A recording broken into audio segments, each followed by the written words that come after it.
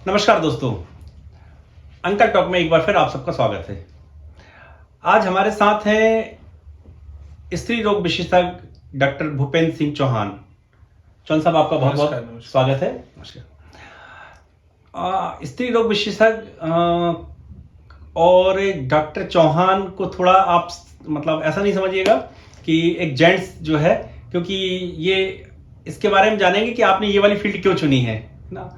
और स्त्रियों की बहुत सारी समस्या होती हैं। आज का हमारा टॉपिक है प्रेगनेंसी और उसके बचाव और उसमें सुझाव क्या हो सकते हैं। एक डॉक्टर से अच्छा कोई सुझाव नहीं दे सकता, इसलिए आज आपके लिए पॉडकास्ट बना रहे हैं जिसमें कि महिलाओं को जो प्रॉब्लम आती है उसमें किस तरह से बचाव किया जा सकता है, सुरक्षा की जा सकती है, ये सब हम जानेंगे। लेकिन सबसे पहले ये डॉक्टर साहब से ये जानेंगे कि डॉक्टर साहब ने ये महिला वाली फील्ड कैसे चुनी है। और ये थोड़ी हंसने वाली बात है, लेकिन फिर भी लेकिन डॉक्टर के लिए तो ये सब चीजें हैं, महिला पुरुष से कोई ऐसा अंतर नहीं रहता है। तो डॉक्टर साहब, मैं शुरुआत करूं आपकी उससे। सबसे पहला प्रश्न मेरा यही रहेगा कि आपने जब ये जो फील्ड चुना जी, तो इसमें बहुत सारी ब्रांचेस होती हैं जी, मेडिसिन मतलब बहुत सारी ब्रांचेस हैं। हाँ। लेकिन क्योंकि मैं पूर्व में भी यहीं बासुदा ब्लॉक में ही काम कर चुका हूँ, तो मुझे लगा कि मतलब यहाँ पे एक स्त्री रोग विशेषज्ञ गायनिकोलॉजिस्ट की बहुत आवश्यकता है। जी। और लोगों को भी मतलब काफी जागरूकता की कमी है। कई लोग मतलब कुछ भी पुराने जो विचारधाराएं जो रूढ़िवादी जो बना रखी हैं वो भी लेके चल रहे हैं। और अभी भी कुछ चीजें हैं जिसके कारण काफी गर्भवती महिलाओं को प्रॉब्लम होती है। तो डॉक्टर साहब, सबसे पहले मैं यही पूछ रहा था कि जो गर्भवती महिलाएं हैं तो एक प्रेगनेंसी अपने आप में एक बड़ा जटिल प्रोसेस सी समझ में आने लगी है अब, है ना। कुछ बच्चे पैदा नहीं करना चाहते, कुछ हो नहीं रहे हैं, और जो इस प्रक्रिया से गुजर रहे हैं तो उनको भी ऐसा एक डॉक्टर के उसमें कहते हैं कि फंस जाते हैं, तो चक्कर लगाते ऐसा जो है। तो उनको क्या सावधानियां रखना चाहिए जिससे ज्यादा डॉक्टर के चक्कर भी नहीं लगाने पड़े और अपने उसको इजीली जो है उस पीरियड को निकाल सकती है। देखिए, सबसे पहले तो ये है कि हमारे जो भारत सरकार द्वारा बहुत सारे प्रोग्राम चलाए जा रहे हैं गर्भवती माताओं के लिए जी। उसमें सबसे पहले जरूरी ये है कि कोई भी महिला या कोई भी स्त्री जब गर्भवती होती है तो सबसे पहले अपने परिवार वालों को बताती है, अपने पति को बताती है, अपने माता पिता को बताती है जी। लेकिन कई बार क्या होता है कि पुरानी जो हमारे रिवाज होते हैं कि भाई पहले तिमाही में हम नहीं बताते हैं। गाँव में अक्सर ये देखा जाता है कि वो छुपाते हैं कि बोले इसके बता देंगे तो ऐसा कुछ हो जाएगा, नजर लग जाएगी, और ये सारी कुछ चीजें हैं। जी।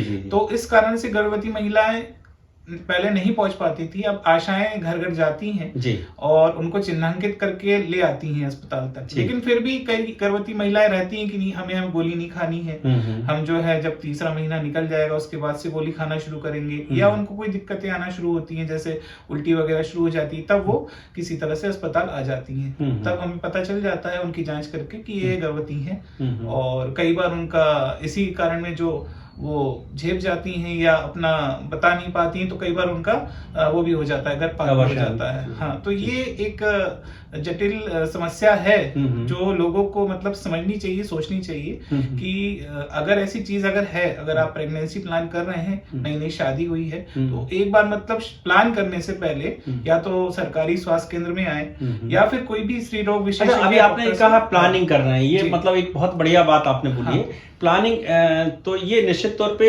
आप मतलब जब इसकी प्लानिंग करते हैं तो इसके लिए मेंटली रूप से तैयार रहना चाहिए। जी। जैसे एक नवविवाहित जोड़ा होता है, सबसे पहले तो उनको ये प्लान करना चाहिए कि भाई शादी के कितने वर्ष बाद प्रेगनेंसी का प्लान कर रहे हैं। आजकल बच्चे जो हैं जो मॉडर्न फील्ड में हैं, जो वर्किंग वुमेन्स हैं, जो जॉब करती हैं लड़कियां, तो वो थोड़ा सा प्रेगनेंसी टालती हैं, वो चाहती हैं कि वो स्टेबल हो जाएं लाइफ में, उसके बाद फिर हम करेंगे। तो प्लानिंग करके अगर करते हैं तो प्रॉपर गाइडेंस से अगर करें, डॉक्टर्स की सलाह लेते हुए करें, तो वो ज्यादा अच्छी मतलब प्रेगनेंसी साबित हो सकती है। ये आपने बहुत अच्छी सलाह दी है डॉक्टर साहब। अच्छा डॉक्टर साहब, एक बात और इसमें ये देखने आई है कि कुछ लोग कहते हैं, ऐसा ये सच है या गलत ये तो आप ज्यादा अच्छे से समझ सकते हैं, कुछ लोग कहते हैं कि जो है ज्यादा लंबा समय खींच लेते हैं तो उसके बाद फिर शायद ये प्रेगनेंसी वाले में उसमें प्रॉब्लम आती है, ऐसा कुछ है क्या? हाँ, एक वो भी है कि हमारे पास जो एज ग्रुप में देखा गया जी। है, अक्सर 35 साल से ज्यादा एज ग्रुप है, 35-40 या उससे ज्यादा एज की गर्भवती अगर प्रेगनेंसी महिलाएं में आ जाती हैं, तो क्या होता है कि उनकी जो एग लाइफ होती है, अंडाशय जो अंडा बनता है महिला के अंदर, वो थोड़ा सा उसमें वीकनेस आ जाती है। हाँ, वीकनेस एक तरीके से हो जाती है, जिसके कारण फिर बच्चे में डिफेक्ट वगैरह और बाकी चीजें प्रेगनेंसी में भी हाई रिस्क हो जाती है। ये सारी समस्याएं आ जाती हैं, तो वो प्रेगनेंसी कंटिन्यू करने में बहुत दिक्कत आती है। मरीज का बीपी वगैरह भी बढ़ना शुरू हो जाता है, थायराइड और वजन बढ़ने के कारण और भी समस्याएं शुरू हो जाती हैं। अच्छा, आपने डॉक्टर साहब ये जैसे मैरिज के कितने दिन बाद ये प्रेगनेंसी की प्लानिंग करनी चाहिए? मेरे ख्याल से अच्छे स्वस्थ शिशु हो सके और अच्छा उसका ब्रेन डेवलप हो सके, ऐसा जो है ऐसा कुछ रहता है क्या? हाँ, ये गाइडलाइन है, स्टैंडर्ड गाइडलाइन है, पूरे ऑल ओवर वर्ल्ड और अपने भारत में भी मानी जाती है कि प्रेगनेंसी से एक महीने पूर्व अगर आप प्लानिंग कर रहे हैं तो दवाइयां हम बताते हैं कौन सी दवा स्टार्ट करनी चाहिए। एक महीने पूर्व से स्टार्ट हो जाती हैं उसकी दवाइयां, ताकि बच्चे में जो बनने वाली विसंगतियां हैं, जैसे हड्डी के कुछ विकार बन जाते हैं, दिल में छेद और ये सारी समस्याएं हो जाती हैं, तो वो उनका बचाव हो सके। जी जी जी। अच्छा, एक बात और डॉक्टर साहब, ये जब हम प्रेगनेंसी की बात कर रहे हैं और उस प्लानिंग की बात कर रहे हैं, तो डॉक्टर साहब ये देखा है कि अक्सर जब हॉस्पिटल के डॉक्टर के संपर्क में आते हैं, तो आज जो डॉक्टर्स ऐसा सब करते हैं कि नहीं मुझे नहीं पता, लेकिन ऐसा सुनने में जो आता है कि डॉक्टर उनको इतनी सारी दवाएं लिख देता है कि जो है वो दवाएं के चक्कर में ही उलझा रहता है। नहीं, ऐसा तो बिल्कुल नहीं है। पहले तो हम ये पता करते हैं कि भाई प्रेगनेंसी है कि नहीं है, महीना आखिरी बार उनको कब आया था, वो पूरी जानकारी लेने के बाद, उनकी पूरी हिस्ट्री वगैरह लेने के बाद, उनकी जो पहली एएनसी प्रोफाइल वाली जांचें होती हैं वो करने के बाद हम कंफर्म करते हैं कि प्रेगनेंसी हुई है कि नहीं हुई है ना। अगर प्रेगनेंसी हो गई है उसके बाद जांचें करके देख लेते हैं कि महिला में कोई एनीमिक तो नहीं है, क्योंकि ज्यादातर महिलाएं जो हम देखने में आती हैं वो एनीमिक ज्यादा रहती हैं, खून की कमी रहती है। जी जी। अच्छा, एक और डॉक्टर साहब, ये डिलीवरी के बाद कहते हैं कि फैटी हो जाती है, मतलब कैसे महिलाओं का, तो उसके लिए भी कोई केयर करनी चाहिए, ऐसा कुछ ऐसा है या ये अपवाद है कि मतलब ऐसे कहा जाता है कि सही है गलत है, ऐसा कुछ है क्या? नहीं, ऐसा नहीं है। हर प्रेगनेंसी में महिला का वजन करीबन 10 किलो करीबन बढ़ता है पूरे 9 महीनों में, है ना। तो अब वो मोटापा नहीं है, पर वो बॉडी मतलब उसके हिसाब से वो करती है अपने आप को कि बच्चा जो है, जो अंदर भ्रूण जो बन रहा है, विकसित हो रहा है और बच्चा पूर्ण हो रहा है, तो साथ साथ उसका वजन भी बढ़ता है बच्चे का पेट में, और पानी भी महिला के जो पेट में बनता है, जिसमें बच्चा अंदर रहता है थैली में, उसके कारण भी ये जो है महिला जो है वैसी दिखती है, लेकिन वो नॉर्मल होता है। लेकिन हाँ, अगर महिला पूर्व से वेट ज्यादा है, मतलब ओबेसिटी में आ रही है, ओबेसिटी हाई रिस्क ग्रुप में आ रही है, तो उसमें फिर अलग थोड़े से प्रिकॉशन लेने पड़ते हैं। अच्छा, ये एक चीज और देखने में आई है कि ये प्रेगनेंसी के बाद थायराइड की भी शायद प्रॉब्लम ऐसी सुनते कि आती है, कई लोगों में देखी गई है कि इस तरह की थायराइड की प्रॉब्लम जनरेट हो जाती है, ऐसा है क्या? जी, वो क्या होता है कि बॉडी का कंपेंसेटरी मैकेनिज्म है जी, क्योंकि बॉडी की डिमांड्स बढ़ जाती हैं, महिला के अंदर बॉडी की डिमांड्स और हार्मोन्स की चेंजेस आते हैं, जिस कारण से कई बार प्रेगनेंसी वाली थायराइड हो जाती है, लेकिन वो आगे डिलीवरी हो जाने के बाद 4 से 5 महीने में या 6 महीने में पूरी तरह स्वस्थ हो जाती है। इसी तरीके से शुगर भी बढ़ना शुरू हो जाती है, तो प्रेगनेंसी वाली डायबिटीज भी हो जाती है, वो भी धीरे धीरे 2-3 महीने में नॉर्मल हो जाती है। लेकिन कभी कभी ऐसे केसेस भी देखने को मिलते हैं कि वो हमेशा की बनी रह जाए, तो ये भी एक हमेशा की बनी रह जाती है। हाँ, कई लोगों में ऐसी चीज देखी गई है। हाँ, वो भी केसेस सामने आते हैं कभी कभार, तो उस पर अभी स्टडीज चल रही हैं। डॉक्टर साहब, वैसे इस दौरान जो है किस किस तरह की सावधानियां रखनी चाहिए? देखिए, सावधानी तो जो हमारे पहले दादी नानी बताया करती थी, वो आजकल, क्योंकि अब न्यूक्लियर फैमिलीज का जमाना है, पहले जॉइंट फैमिलीज हुआ करती थी, तो घर में बड़े बुजुर्ग का साया रहता था, लेकिन आजकल जॉइंट फैमिलीज नहीं है, चलन कम हो गया, सब न्यूक्लियर फैमिलीज में है, तो घर में कोई बुजुर्ग रहता नहीं है ये सब चीजें बताने वाला, जो हमारे पहले बड़े दादी नानी बताया करती थी कि भाई अब ये चीजें नहीं करना है, भारी सामान नहीं उठाना है प्रेगनेंसी में, शुरुआती 3 महीनों में, है ना, खान पीन में क्या चीजों का अपन को वो रखना है, क्या चीजें खानी है, क्या चीजें नहीं खानी है, खट्टी चीजें हालांकि उन लोगों को बहुत पसंद आती है महिलाओं को उस समय में, लेकिन उस वक्त थोड़ा सा परहेज रख के बाकी चीजों पर कंट्रोल रखें और खान पीनों का जो ध्यान रखें तो आगे प्रेगनेंसी में उनका अच्छे आउटकम निकलते हैं। जी डॉक्टर, एक बात और जानना चाह रहा था कि आज अमूमन ये देखा गया है कि जितनी भी डिलीवरियां हो रही हैं तो उसमें से मैक्सिमम डिलीवरी में ये कहा जाता है कि वो ऑपरेशन के थ्रू हो रही है, और ऑपरेशन में भी जब बिल्कुल पीक टाइम आता है तो ये कह देते हैं कि बच्चा उल्टा है, ये फंसा हुआ है, नाल फंसी हुई है या कुछ और कॉम्प्लिकेशन है, तो किसी न किसी तरह से एक ऑपरेशन की तरफ उसको मोल्ड कर दिया जाता है। तो ऐसी क्या सावधानियां रखनी चाहिए कि जिससे ऑपरेशन की स्थिति ना हो और नॉर्मल डिलीवरी उसकी हो सके? देखिए, ऑपरेशन की स्थिति अलग अलग केसेस में अलग अलग तरीके से पड़ती है। जैसे महिला की अगर हाइट कम हो, हाइट और वजन के अनुपात में हम देखते हैं शॉर्ट हाइटेड रहे महिला या कमजोर कुपोषित रहे महिला, जिसका पेल्विस की बोन हड्डी जो है नीचे की अच्छी नहीं बनी हो, जिसमें से बच्चे को निकलने में दिक्कत होती है, तो उन केसेस में हमें ऑपरेशन की जरूरत पड़ सकती है। या ऐसा बच्चा जिसका वजन ज्यादा हो, है ना, और नीचे से जो रास्ता निकलने का है वो सकरा हो, ऐसी स्थिति में भी ऑपरेशन की जरूरत पड़ती है। और कभी कभी बच्चा जो है आड़ा हो जाता है, आड़ी अवस्था में प्रेजेंट करता है, तो उस केसेस में भी हमें ऑपरेशन करने की जरूरत पड़ जाती है। कुछ स्थितियां ऐसी भी बन जाती हैं कि बच्चे की धड़कन खराब हो रही है या बच्चे ने गंदा पानी कर दिया है मौके पे, जैसे डिलीवरी चल रही है, प्रोसेस चल रहा है, लेकिन पेट में गंदा पानी होने के कारण बच्चे की धड़कन खराब होना शुरू हो जाती है, बच्चे को खतरा हो जाता है या माँ को खतरा होना शुरू हो जाता है, माँ का बीपी बढ़ना शुरू हो जाता है। ये सारे केसेस में फिर निर्णय लिया जाता है अप्रोप्रिएट सिचुएशन देखने के हिसाब से, तब उसको ऑपरेशन किया जाता है। वरना सामान्यतः मैक्सिमम डिलीवरीज अपनी अराउंड ऐसा कोई इसकी ऐसी कोई प्रोसेस है क्या, ऐसी कोई एक्सरसाइज है क्या, या ऐसा कोई तरीका है कि जिससे कि एक नॉर्मल डिलीवरी की तरफ ही मतलब जाए, उसको ऐसी कोई प्रॉब्लम ना जनरेट हो?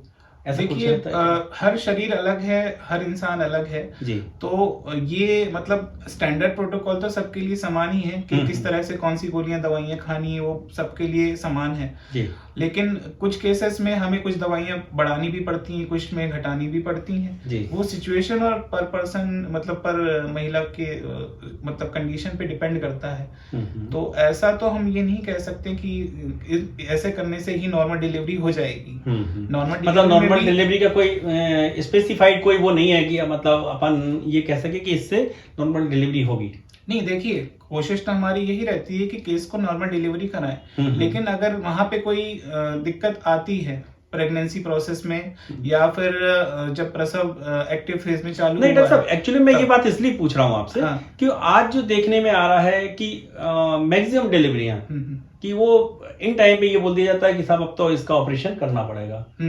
तो वो एक कई बार ऐसी सिचुएशन होती है कि आदमी कोई वहां पे है नहीं है और फिर उसको लेके भागना, जैसे छोटे शहर की व्यवस्था है, वहां पे कहीं नहीं है तो फिर उसको लेके भागना पड़ता है, और भागते भागते कभी ट्रेन में हो जाती है, कभी बस में हो जाती है, कभी ऑटो में हो जाती है, तो रास्ते में डिलीवरी हो जाती है। नहीं, वो अलग चीज है। ये लोगों की क्या कहना चाहिए कि हाई रिस्क केसेस का मैनेजमेंट, हालांकि गवर्नमेंट और हमारी संस्थाएं भी इस पे काम कर रही हैं जी। और हाई रिस्क केसेस का चिन्हांकन अब पहले ही शुरू हो गया है, जिसमें अपन जितने भी हाई रिस्क केसेस हैं जिसमें उनको आइडेंटिफाई कर लेते हैं और पहले ही उनको अस्पताल में भर्ती करने का प्रावधान है। एटलीस्ट 15 दिन पहले हम भर्ती कर लें हाई रिस्क केसेस को और उसको मैनेज करें। ऐसी हमारा प्रधानमंत्री सुरक्षित मातृत्व अभियान है, वो भी इसी पे बेस है कि जो भी हाई रिस्क ANC महिलाएं हैं उनको हम हर महीने की 9 तारीख को कैंप लगाते हैं हर जगह सरकारी अस्पतालों में। तो उनको हम चिन्हांकित करते हैं, उनको हम वहां बुलाते हैं और उनकी सारी जांचें करने के बाद उनको हम रेफर करके बड़े संस्थान पे जहां पर उनका उपचार सही से हो सके वहां पे उनको लेके आते हैं। तो ये शासन प्रशासन और सरकार द्वारा सब कुछ किया जा रहा है। अच्छा, एक बात और डॉक्टर साहब देखने में आती है कि सरकार अच्छी सुविधाएं जो दे सकती है वो अपने स्तर से वो देने का प्रयास करती है, और सिविल हॉस्पिटल में भी जो संसाधन है उन संसाधनों में आप लोग काम करते हैं, लेकिन इसके बावजूद भी लोगों का झुकाव एकदम सिविल हॉस्पिटल की तरफ नहीं रहता, वो प्राइवेट की तरफ भागते हैं। और या सिविल हॉस्पिटल में भी यहाँ जैसे अपन बात करें तो एकदम कह देते हैं कि अब इसको रिफर करना पड़ेगा। तो रिफर करने की जहाँ बात आती है वहाँ थोड़ी सी परेशानी तो होती है डॉक्टर साहब।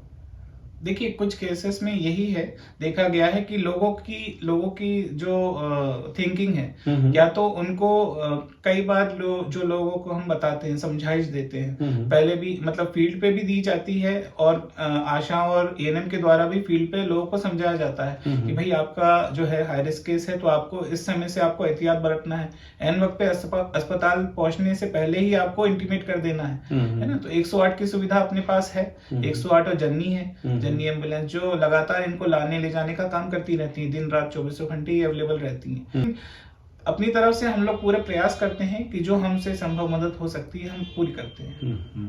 तो डॉक्टर साहब एक और इसमें मैं पूछना चाह रहा था कि एक चीज देखने में आ रही है कि शादी के पहले आजकल लोग अपने फिजिकल रिलेशन बनाने लगे हैं जी, और फिजिकल रिलेशन बनाने के साथ वो एबॉर्शन की पोजीशन बन जाती है। तो क्या ये शादी के बाद कहीं ना कहीं इसकी प्रॉब्लम आती है क्या? जी देखिए, मल्टीपल सेक्सुअल पार्टनर्स का अगर मिलता है, अगर हिस्ट्री अगर पेशेंट बताता है, या हम लोग हिस्ट्री में उसको हम एक्सट्रैक्ट कर पाते हैं, या हम जांचों से पता कर पाते हैं, तो हमें पता चल जाता है कि इनके मल्टीपल सेक्सुअल पार्टनर्स के कारण जो है अबॉर्शन या इनको यौन संक्रमण वगैरह हो चुका है। ये जानकारी लग जाती है आप लोगों को? जी, जांच से पता चल जाता है। खून की जांचें हैं, पेशाब की जांचें, ये सब जांचें होती हैं, सोनोग्राफी वगैरह, इन सब जांचों से पता चल जाता है कि इनको यौन संक्रमण एसटीडी हो गया है, तो उसका फिर ट्रीटमेंट है जी, है ना। और कई बार ऐसे बच्चे गुमराह हो जाते हैं, तो इनको एचआईवी या एड्स जैसी बीमारियां भी हो जाती हैं जी। और आजकल जो सबसे ज्यादा देखने में मिल रहा है, ये अबॉर्शन सबसे ज्यादा मोस्ट कॉमन हमें मिल रहे हैं। ये भी, इसमें भी एक एसटीडी का मेन रोल है, जो सेक्सुअली ट्रांसमिटेड डिजीजेस हैं। तो ये क्या उसी के कारण जनरेट होते हैं, ऐसा है क्या? नहीं, पूरी तरीके से तो नहीं, लेकिन मतलब कहना चाहिए कि हाफ ऑफ द केसेस में ये कारण होता है। जी जी जी। तो ये तो बड़ी सावधानी की जरूरत है इसमें जी, और जागरूकता की भी जरूरत है जी। इसमें जो हमारे बच्चे हैं उनको जागरूक होने की जरूरत है। स्कूल और कॉलेजों में भी आजकल इसके पाठ्यक्रम उपलब्ध हैं और किए जा रहे हैं, जिसमें बच्चों को बताया जाता है कि भाई आप यौन संक्रमण से बचाव के लिए क्या क्या साधन का उपयोग कर सकते हैं अगर संबंध बनाते हैं अपनी मर्जी से। तो अगर बालिग हैं तो उसके लिए उनको ये सब प्रिकॉशन यूज करनी चाहिए। हाँ, नहीं तो ये बाद में प्रॉब्लम तो क्रिएट बाद में मल्टीपल सेक्सुअल प्रॉब्लम्स के कारण उनको प्रेगनेंसी और आगे की फ्यूचर लाइफ में बहुत सी चीजें भुगतनी पड़ती हैं। तो और कुछ आप कोई ऐसी महिलाओं को सलाह दे सकते हैं क्या स्वास्थ्य को लेकर, और सावधानियां, मतलब सावधानियां बच्चों को भी थोड़ा सा कि समय के पहले इस तरह के संबंध से बचें, जिससे कि जो है अपने कैरियर पे ज्यादा फोकस करें। बाकी इन चीजों में और बाकी जो आजकल ट्रेंड चल रहा है उससे हटकर अगर लोग अपने बच्चे जो हैं जागरूक हो जाएं, अपने माता पिता की संघर्षों को देख के उसमें उनका परिवार के साथ हाथ बटाएं और इन सब चीजों से दूर रहने की कोशिश करें, तो आगे के लिए वो एक अच्छे भावी माता पिता का रोल निभा सकते हैं। और साथ साथ मेरा ये सभी से आग्रह होगा कि जितनी भी जो प्रेगनेंसी के लिए महिलाएं कंसीव करने की कोशिश कर रही हैं, आजकल तो बहुत मॉडर्न साइंस हो गया है कि जिन केसेस में प्रेगनेंसी नहीं हो पाती थी, पहले रह जाते थे कई लोग जो बाद में फिर वो लेते थे, बच्चे गोद लिया करते थे, उन चीजों में भी मतलब अब ये आया है कि प्रेगनेंसी के लिए बहुत सारे हमारे पास IVF, IUI बहुत सारी चीजें आ गई हैं, जिसके कारण ऐसे केसेस में भी अब जो है हमें सफलता मिलनी शुरू हो गई है। तो मेरा यही सलाह है सभी से कि जहां भी आप रहें, जिस भी शहर में हो, जिस भी मोहल्ले या जहां भी आप रहते हो, वहां पे एक अच्छे डॉक्टर को दिखाएं और सारी जांचें करवाएं, शासकीय संस्था में ही कराएं और ज्यादा से ज्यादा जागरूक रहें। और लोगों और जो आपके जो रूमर्स और बहुत सारी चीजें जो मीडिया पे चलती रहती हैं, जो जैसे फेसबुक और ट्विटर और उस पे बहुत सारी ऐसी फेक चीजें भी चलती रहती हैं, उनके उसमें ना रहें, एक अनुभवी डॉक्टर से ही सलाह लेकर आगे का अपना इलाज और ट्रीटमेंट फॉलो करें। चलिए डॉक्टर साहब, बहुत बहुत धन्यवाद आपका, आपने बहुत अच्छी अच्छी जानकारियां दी और भविष्य में भी लगेगा तो हम आपका फिर से इसमें पॉडकास्ट में बुला के और लोगों को और जो जानकारियां हैं स्वास्थ्य से लेके वो उपलब्ध कराएंगे। आपने समय दिया उसके लिए बहुत बहुत धन्यवाद। नमस्कार।